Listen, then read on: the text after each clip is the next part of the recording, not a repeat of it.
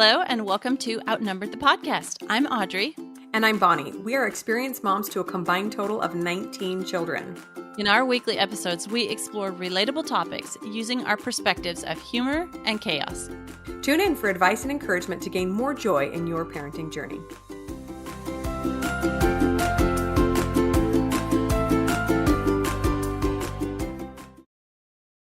Hello, friends. Welcome back to Outnumbered. Today's podcast is all about summertime, everyone's favorite time, except for maybe if you live in Phoenix like I do. It's kind of one of our less favorite times because it's so hot. But school's out.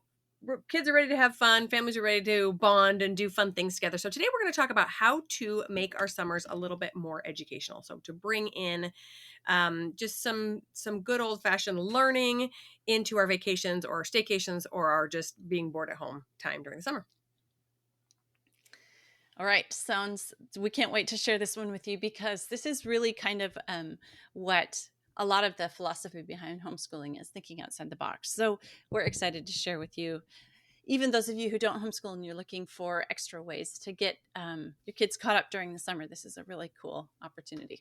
So first of all, I have something funny. It tickles me every time he does it, but my 3-year-old is in the current stage where when he gets mad, it's so healthy. I wish I was this healthy emotionally, but he'll have a little temper tantrum and he'll scream something out like, fine. Okay. So for example, the other day he was, he had his birthday and then the next day he woke up and he was like, I want to have my birthday again. I was like, well, honey, that's really awesome, but we can't have another birthday. So he says, fine, I'm never having a birthday ever again. He says, if you give me birthday presents, I kick them. So productive. Cracking me up. So then the reason I say it's healthy is because he gets that anger out and then he cries and then he comes to me and says, Mommy, I'm sad. I want to snuggle. And after he cries and has a snuggle, then he goes off and he's fine again. So right. like the whole 2-minute through all the gamut of emotions and he's good and he's on his way again. Yeah. Can you imagine if we would process that, the initial anger, frustration, and then leaning into that sadness? There's a real lesson there for sure. The sweet thing. Let it all out and move on. Don't retain any of it. Right. And then you slowly learn that, kicking my birthday presents isn't probably going to bring me the outcome that I'm looking for, but I won't even let you give me any. That's adorable. Oh, man. Okay, so if you've listened to any of our other educational episodes, we have an entire series about education. Check them out if you're interested. But you know that we are big fans of making life educational, right? Education is not just like this one thing we do sometimes and then we come home and play, right? Education should be what our children's childhood is full of, right? So today we're going to talk about how to make the most of these summer months. Now, a quick side note, I recently read the book Outliers by Malcolm Gladwell, fascinating book. And one of the things he talks about, so the concept of outliers means that some people in society are just way outside of the norm. Really, I mean, he specializes in talking about those who exceed the norm, like are especially brilliant or genius or talented or whatever. But the converse is also true.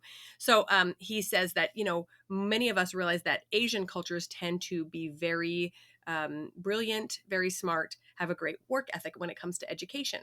And he kind of dives into that. And one of the big reasons is that they don't have summer breaks.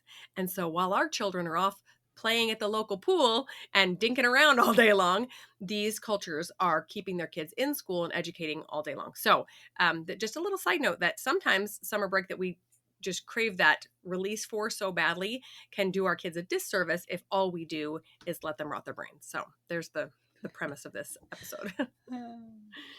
All right. So first of all, we're going to talk about making the most of a vacation away from home. Because when people plan summers, that's usually the first thing on their mind is how can we get out of here and go have some fun? But we will also list later on in the episode ways for making a break at home just as beneficial.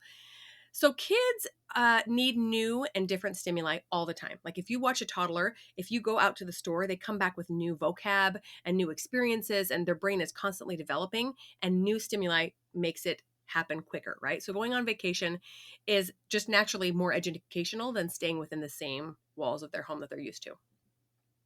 Yes, that is so true. It's almost like they are so excited about something new and different, because they know how healthy it's going to be for them to grow and change and expand. But you guys, let's first of all lower our expectations of what vacation means, right? It doesn't have to be an all-inclusive Hawaiian resort. It can be something really cheap. As big families here, we haven't done those, all inclusive Hawaiian resorts. There's Someday, a maybe someday, yeah. when my kids all pay for themselves. Oh, right. So we can have something close, we can have something free, we can have a little road trip. And when I find it interesting because when we moved back to the Midwest from living on the West Coast, we saw everything as an opportunity, because it was new and different for our kids and they'd never been there before. And so, like, I guess the word is staycation, right? You look at your home place where you live as a tourist, or those areas around you. So you consider what's close to you and what you could make happen on a day trip or a weekend trip. And so it doesn't have to be, oh, we have to go to, Venice for them to learn something new. No, you just go, 10 miles down the road and they're learning something new. True, true. And I think for us adults, that's what we all default to. We've probably mostly seen everything there is for our state to offer. But for our children, so much is new. And even if they've seen it a few years ago, they forget. We never did that thing. I'm like, yes, we did. Oh, I forgot you were only 4 when we did that. So going on these outings or even just staying close to home can be very beneficial as well to learn new things. So a few ideas for things that are maybe a little bit more close to home but might require a little bit of travel are zoos, aquariums, right? I just recently learned that there is an amazing zoo kind of wildlife experience about an hour away from our home that I didn't ever even know about. And it's way better than our local zoo that we're used to going to that kids are familiar with, right? Maybe historical sites or even areas of importance to your own family history. That's pretty exciting, right? You do some family history and you realize, oh my goodness, great grandma was born a couple hours away in this little town. Wouldn't that be fun to go do a day trip there and see how she might have lived, explore that a little bit? You might even be able to explore some ruins or places that have ancient artifacts, like a museum that shows maybe some pottery that was dug up in your area thousands of years ago. National or state parks close to you are always really fun, especially if you want to do some nature study, or areas that are known for specific plants or animals. Like on our way to California, we passed through the Joshua tree forest, which is always really, really fun to look at because they look kind of like Dr. Seuss type trees. Yeah. Yeah, those are awesome. Great photo ops too. Yeah. But oh, that reminds me of saying looking for something that your ancestors did. One really fun thing we did was the town where my mother-in-law was born, and so like her ancestors was from. They've now redone it and there's like a lake there. So that was kind of fun to go like see that lake and be like, oh, where grandma, and her grandma grew up was actually underneath this lake, and think about that kind of thing. Mm. um, Okay, so yes, all those opportunities, those are great ways to just do something different, lend themselves to education. So, ahead of your educational vacation, you of course want to take a couple minutes to orient yourself and with what's going to be there. You could drive right by something and not know it's there and miss it. Think about what you're going to be seeing there. Get a book or read them a book in the car about, you're going to the redwoods, driving through them, study about it. Why are the redwoods amazing? You drive.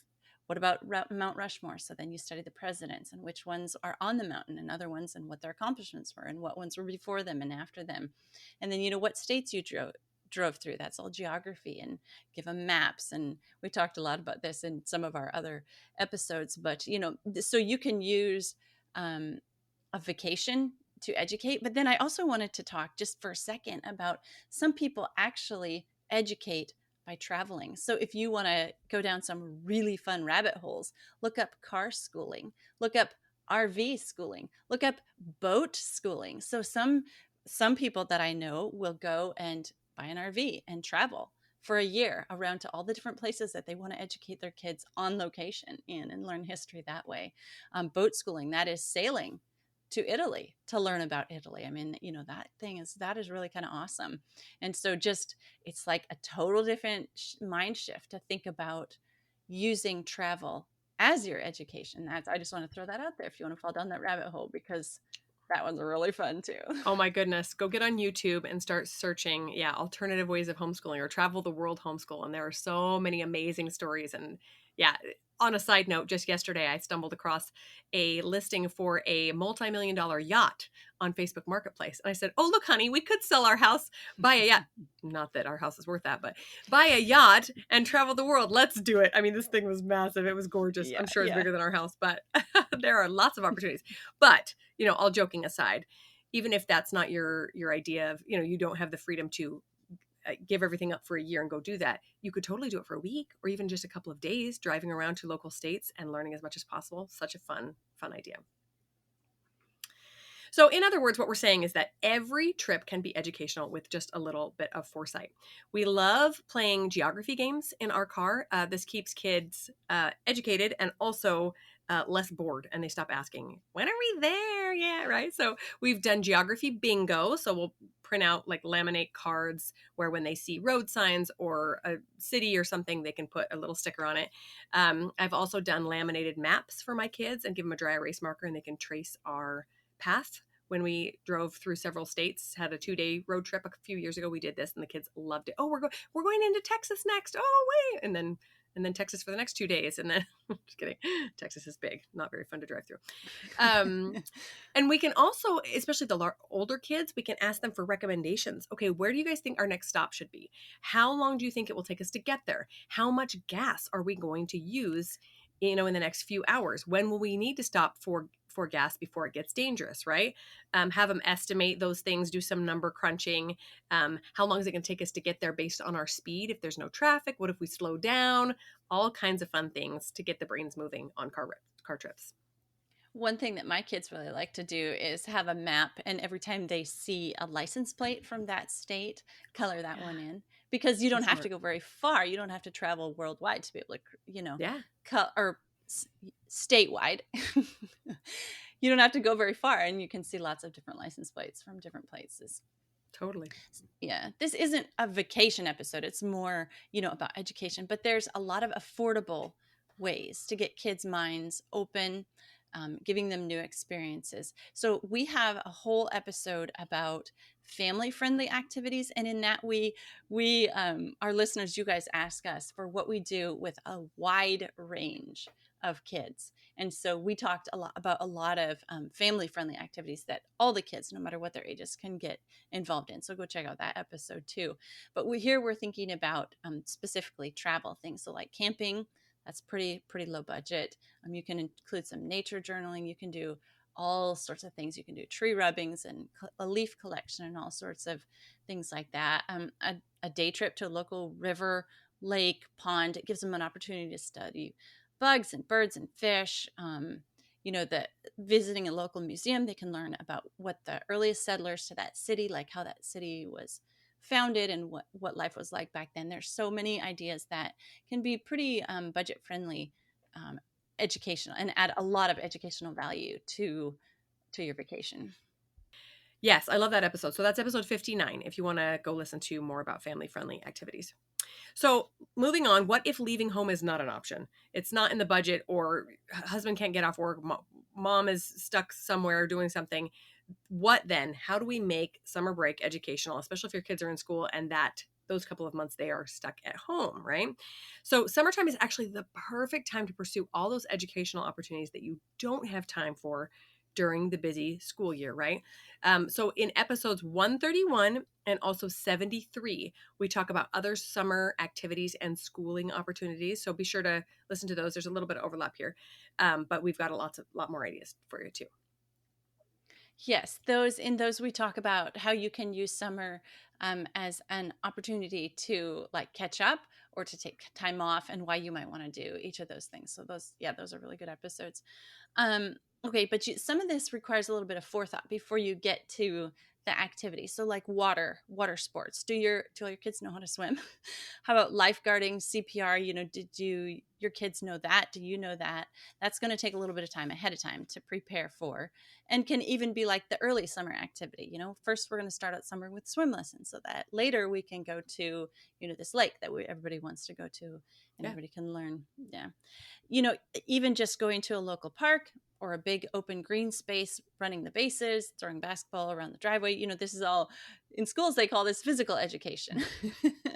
it's educational because when they're moving their bodies, we're huge proponents of spending time outside, moving your bodies, fresh air, and all that. And I know my kids get a lot more opportunity, just because of the weather, to spend more time outside in the summer, and learning more about themselves and their bodies and nature around them during the summer.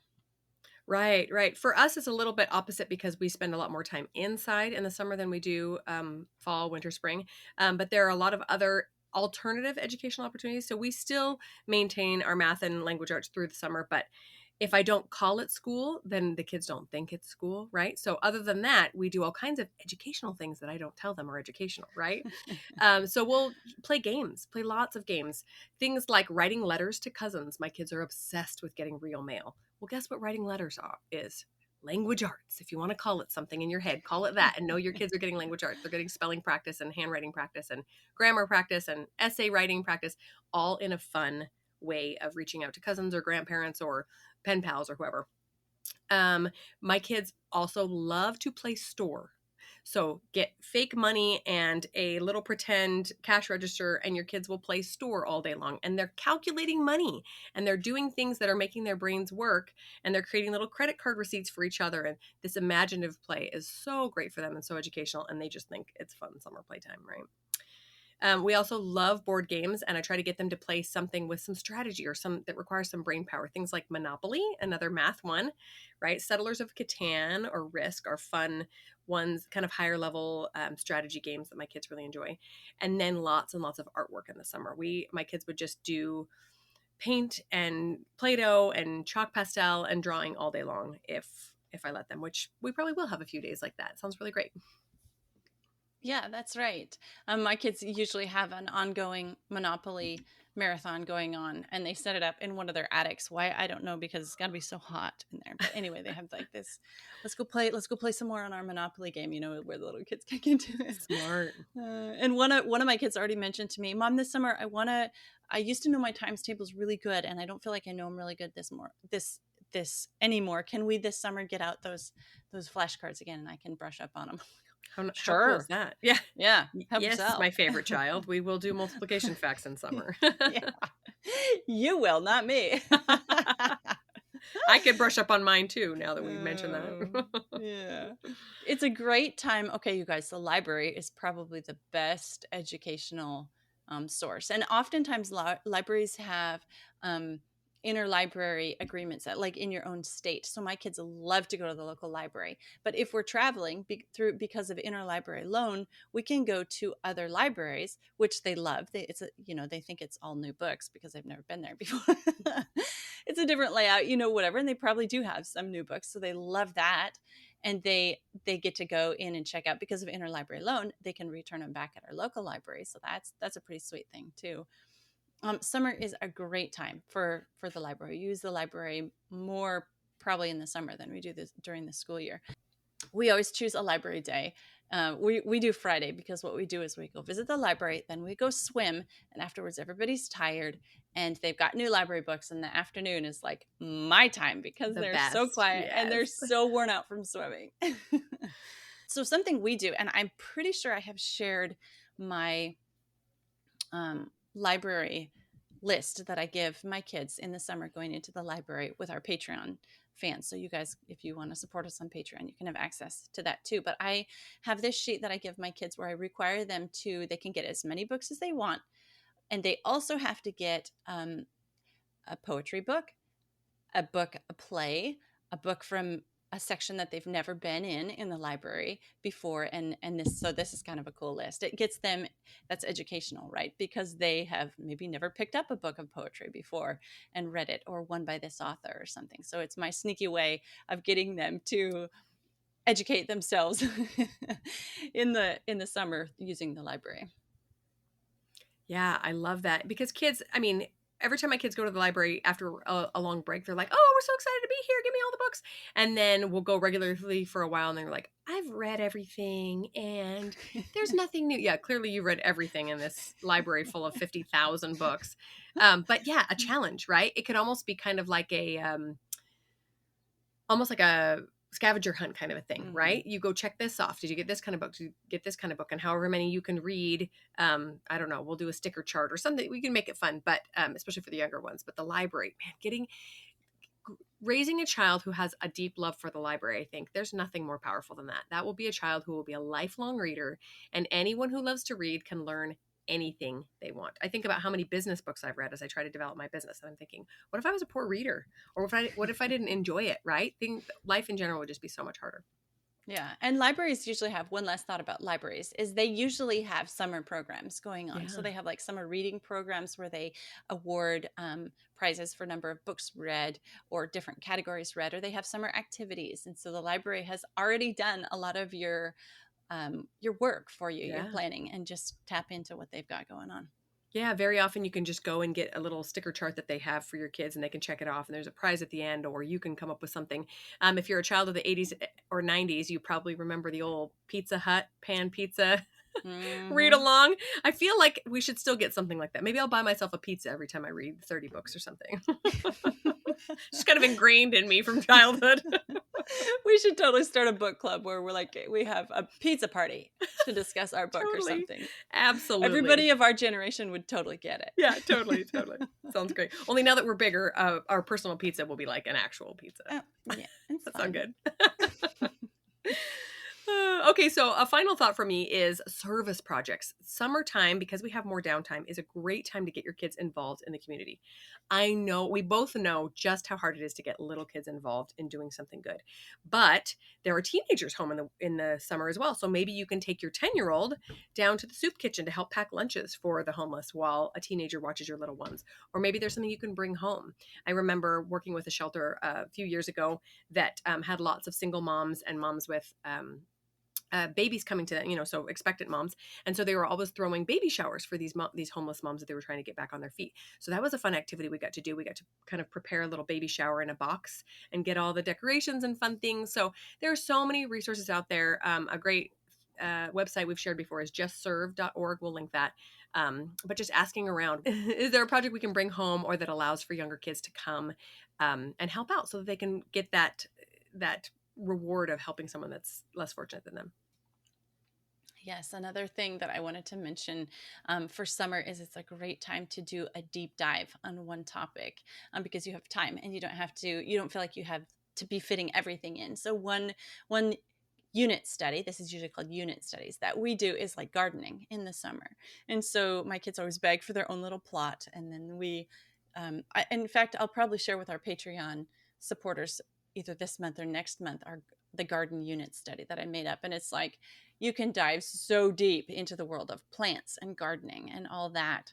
The simplest level of coloring things from kids. And they plant a bean in a clear plastic cup and they can see the roots and the stem and all of that grow. And then, the older ages, they can go so deep into, botany and learning about gardening that way. And all that. So it's a summer is another great opportunity if you want to take a deep dive in one subject. That's pretty fun too. So yeah, you guys, we just want to encourage you to not take summer too seriously. Like either way. Don't be like, yeah, no learning this summer ever at all. We're done. But also not make see everything that like wait, okay, we're going to be educational this summer and like ruin the fun vacation because it has to be educational. Absolutely. uh, so just don't err on either side. Make it educational but fun. Yeah, I think one of the biggest disservices we do to our children is by even calling things educational, because then it separates that thing from the rest of life. And education is not something separate. It's how we learn and how we grow, right? And wouldn't it be boring if we never learned anything new and if we never grew? And so by just calling it life, right? We go to the library because that's what we do. And we learn how to swim and we learn about dinosaurs and we, play store and do math games and all these things. If that's just the life and the household that your kids grow up in, then they will naturally be curious about life. I think when we pull them out of school at the end of summer and say, all right, free for all, we're never doing anything hard at all, then that gets old real quick too, right? Have you guys ever just sat on a couch for like 2 days straight, let alone a week or 2 weeks? It gets Yeah. old really fast, and your brain craves some sort of development, some sort of growth. So yeah, that good middle ground. I love that. Yeah, Ev- my kids at the end of the school year, they're always like counting down the days to the vacation. And then at the end of summer, they're always counting down the days until they get to start school again because they're yes. just tired of the lack of structure. I think that's totally normal. I'm definitely counting down at the end of summer, and my kids are home with me all the time, but I just need I need more structure, and we do lose some things during the summertime. But finally, I think that getting in this habit of everyday learning helps kids' brains become more finely tuned to the world around them, right? Instead of ignoring things, they pay better attention, right? Because you went on that camping vacation and gave them nature journals and they walked around looking at all the bugs. And now they're more curious about the bugs in your own yard. Or, oh, these are like the birds we saw on our road trip. Or, oh my goodness, did you see that Florida license plate? We saw a ton of those when we were driving towards Florida. Just to pay better attention to what's around them, right? And wake up a little bit. That's how brains grow and learn. And it's just such a fascinating process to watch it happen. It happens so naturally in those early years. The trick is to keep it going, right? When our kids get to be 8, 9, 10, and then into their teens. Okay, everybody, I'm Audrey. And I'm Bonnie, and we're outnumbered. Thanks for listening, friends. Click the link in the show notes to subscribe to our email and never miss another episode. Show us some love by leaving a review on iTunes or sharing the podcast with a friend. Thanks for all your support. We'll talk to you next week.